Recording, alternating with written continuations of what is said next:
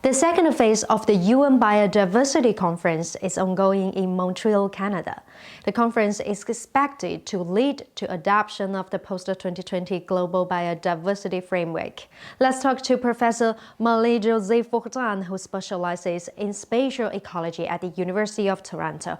Professor, one of the targets in the first draft of the framework is to conserve at least 30% globally of land areas and sea areas before 2030. On what basis will we choose the 30% protected area so as to balance the area to be protected in each country and finally achieve the goal? If you ask me how to achieve those goals is to focus not only on the terrestrial forest, grassland, or other ecosystem, but the combination of several ecosystems. So let's say the best way to have 30% would be to have something that is contiguous from terrestrial to stream to ocean. So then you have a continuum of across ecosystem and more healthy environment for several species that require fresh water and seawater, like salmon, the classic example. To achieve those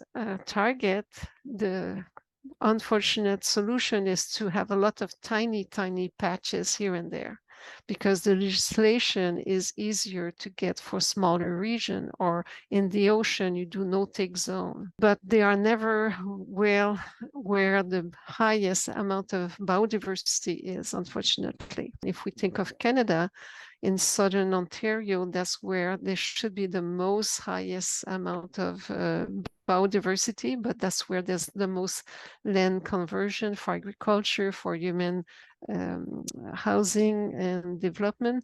So we are competing for the best resources for the species. I think there's a lot of public concern that should be promote such conservation of land and sea and fresh water. And without that, the public has no clue, to be honest. It's only the scientists and that know completely those problems. What's your expectation in COP15, Professor? Agreements between countries would be fantastic.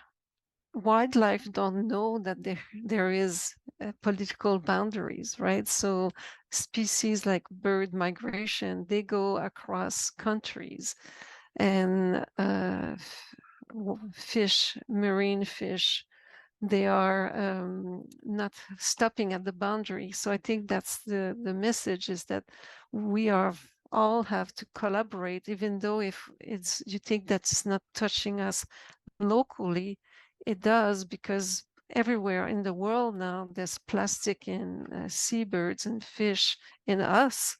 So there's plastic everywhere on the planet. So I think it's agreement that this is not just one country issue now, is everybody is touched by it, and we need to act now.